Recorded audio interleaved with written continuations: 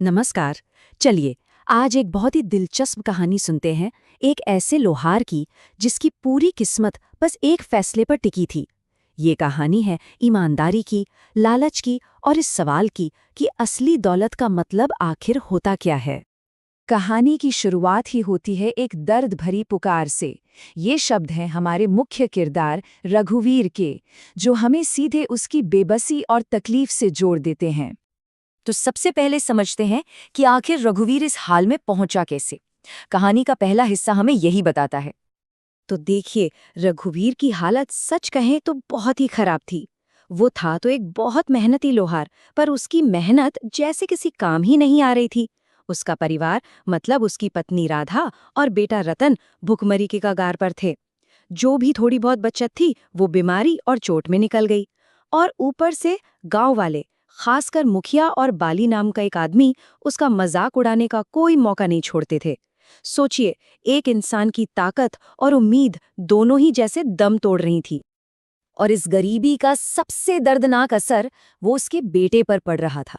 एक दिन उसका 10 साल का बेटा रतन आकर उससे पूछता है, पिताजी, हम दूसरों की तरह अच्छा खाना क्यों नहीं खा सकते? पता है, एक पड़ोसन ने तो मुझे पास आते देख अपना खाना ही छुपा लिया। अब सोचिए, एक बाप के दिल पर क्या गुजरी होगी ये सुनकर। बस यही वो पल था जब रघुवीर का हौसला पूरी तरह टूट गया।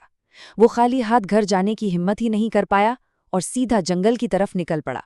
हालात इतने बिगड़ चुके थे कि उसके मन में अपनी जिंदगी खत्म करने तक के ख्याल आने लगे थे। लेकिन जंगल में कुछ ऐसा होने वाला था जिसकी रघुवीर ने कभी कल्पना भी नहीं की थी। यहीं से कहानी का दूसरा दौर शुरू होता है, जंगल की परीक्षा। वो जंगल में यूं ही भटक रहा था कि अचानक उसे मदद के लिए एक पुकार सुनाई दी। देखा तो एक साधु दर्द से करा रहा था। अब देखिए, रघुवीर खुद इतनी बड़ी मुश्किल में था, पर फिर भी उसने उस साधु की मदद करने का फैसला किया। और यही उसकी पहली परीक्षा थी। पर जैसा मैंने कहा, ये इतना आसान नहीं था। साधु ने उसे पानी लाने के लिए एक तालाब पर भेजा। और जैसे ही रघुवीर वहां पहुंचा, एक डायन प्रकट हो गई।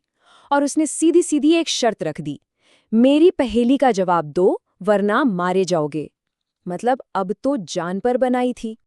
और पहेली भी कोई ऐसी वैसी नहीं थी। जरा सुनिए, एक ऐसा घर जो हर दिशा में खुला हो, जिसमें रोशनी तो हो पर न कोई खिड़की, न कोई दरवाजा, न दीवार, न जमीन, फिर भी सब कुछ उसी में समाया हो। बताओ क्या क्या लगता है, क्या हो सकता है इसका जवाब?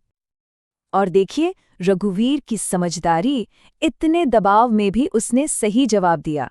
जवाब था इंसान का मन। है ना कमाल का जवाब? ये दिखाता है कि वो सिर्फ मेहनती ही नहीं बल्कि कितना ज्ञानी भी था। अच्छा, तो यहाँ पे एक बड़ा राज खुलता है। वो साधु कोई आम साधु नहीं था। उसे उस डायन के बारे में सब पता था। असल में ये पूरी घटना ही रघुवीर के चरित्र को परखने के लिए रची गई एक परीक्षा थी। और कमाल की बात यह है कि रघुवीर पहला ऐसा इंसान था जो इस परीक्षा में पास हुआ। तो रघुवीर की इस ईमानदारी और साहस से खुश होकर साधु ने उसे एक तोहफा दिया, एक जादुई हिरण। और साथ में ये भी कहा कि ये हिरण उसकी किस्मत बदल देगा। अब कहानी अपने तीसरे पड़ाव पर आती है। और ये जादुई हिरण अपने साथ दौलत नहीं बल्कि लालच की एक बिल्कुल नई परीक्षा लेकर आता है। और देखिए, परीक्षा शुरू भी हो गई। जैसे ही लोगों को हिरण के बारे में पता चला, एक के बाद एक बड़े प्रस्ताव आने लगे। पहले गांव के जमींदार ने अच्छी कीमत लगाई, फिर एक बड़े व्यापारी ने कहा, मुंह मांगी कीमत ले लो। और हद तो तब हो गई जब खुद राजा ने उसे आधा राज्य देने की पेशकश कर दी। लेकिन रघुवीर का जवाब हर बार एक ही था, नहीं, मैं नहीं बेचूंगा। और जब वजह पूछी गई तो उसका जवाब सुनिए। उसने कहा, ये हिरण एक तोहफा है और अब ये मेरे लिए मेरी बेटी जैसा है। भला कोई अपनी बेटी को बेचता है क्या?